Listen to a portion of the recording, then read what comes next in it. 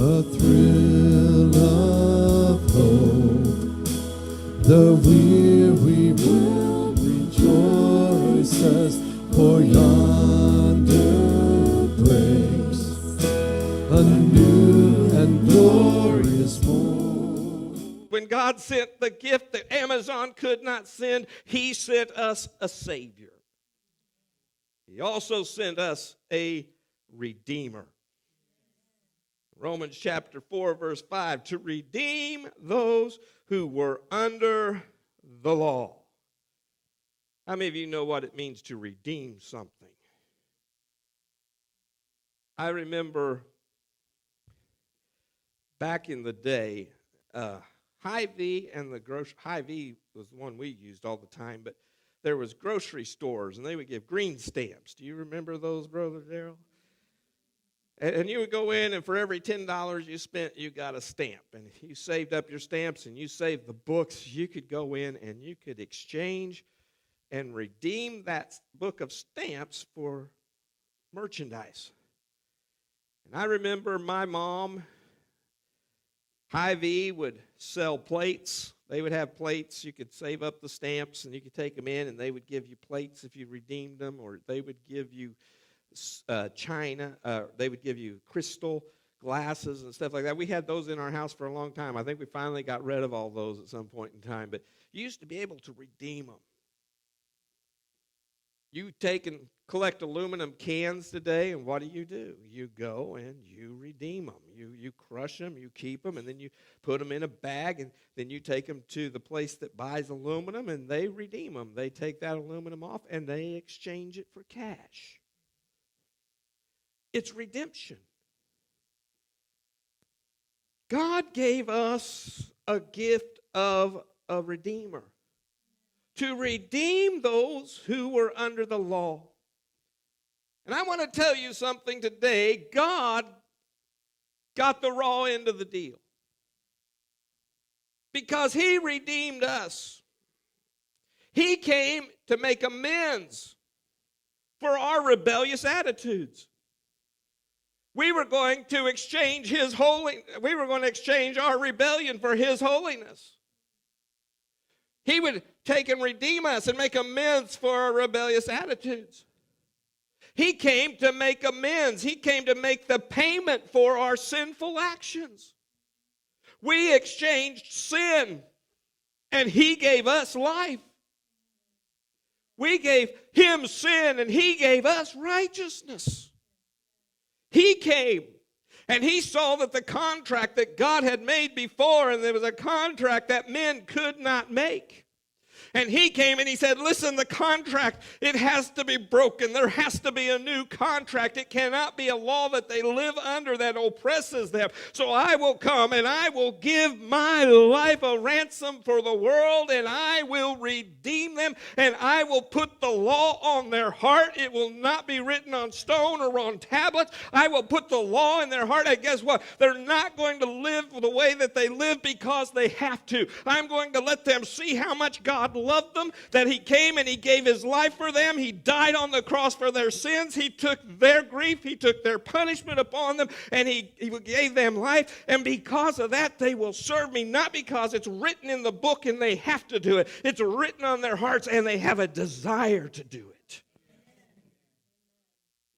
And God wrote a new contract and gave us a gift of a redeemer. Amazon cannot deliver a redeemer.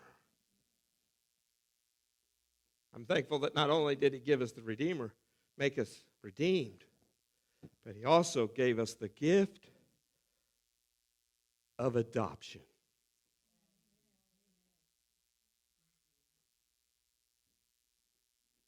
I don't think we can totally understand this gift unless we've experienced being an orphan. You know, my parents, when I was born, granted, they were blessed beyond measure.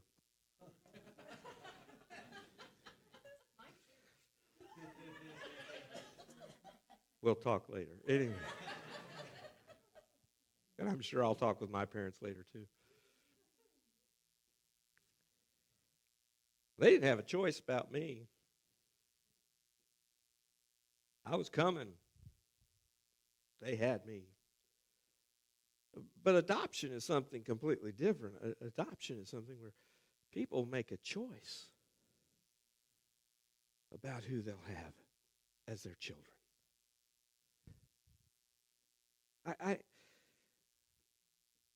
I sit and I think out here outside of town, there's a Baptist children's home.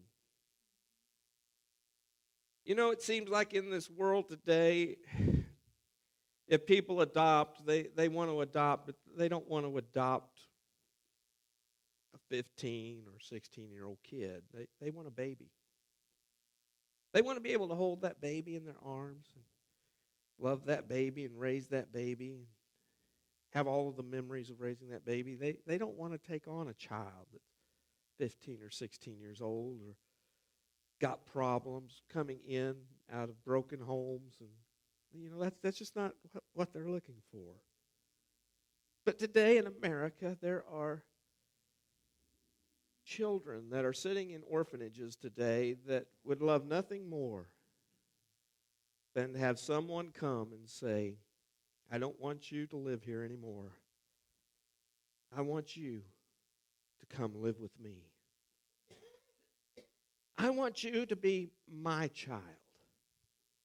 I want you to have the ability that when I am gone, that you can inherit all that I have. You can have it all.